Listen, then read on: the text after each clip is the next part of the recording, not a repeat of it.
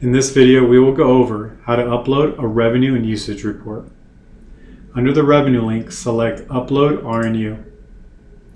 Now the first thing you're going to want to do is to prepare your revenue and usage Excel file.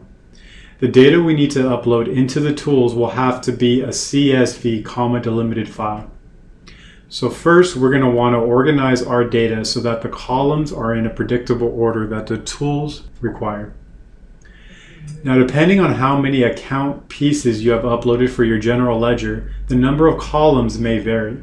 And what's going to vary is how many account sections you have at the beginning. So for instance, if I had uploaded an entity, department, and sub-account, the tools will actually display entity, department. But in this example, I only uploaded a department and sub-account. So I only see that I need to upload my data with the department. Another quick tip or easy way to get your data to align correctly is to copy this row, which lists all of the columns, and paste it into Excel.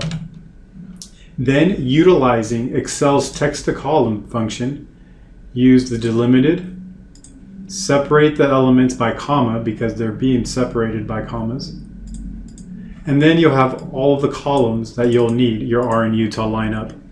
So you could go ahead and align up your RNU data accordingly or rearrange it so that it matches this order.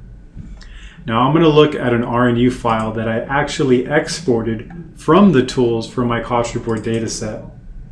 Since this came out of the cost report tools, the data is already in the order that the tools are expecting it in. So as we can see, my department is first, followed by the other columns that the tools indicate. So the only thing you'll want to do after you set up your data in this order is you're going to want to make sure you save your file as a delimited file, CSV. The tools will not accept an XLS file or the new Excel XLSX format. It needs to be in CSV, a delimited file. So make sure you save it as a CSV. When you're done setting up your file, close out of it and return back to the tools. So then all you'll have to do is select that CSV RNU file.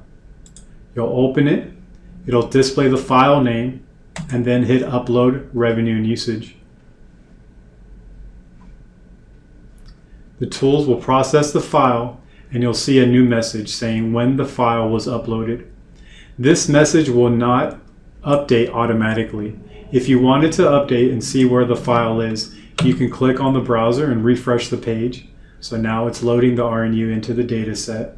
Or you can visit another page and return back to the tool to see where it is in the process.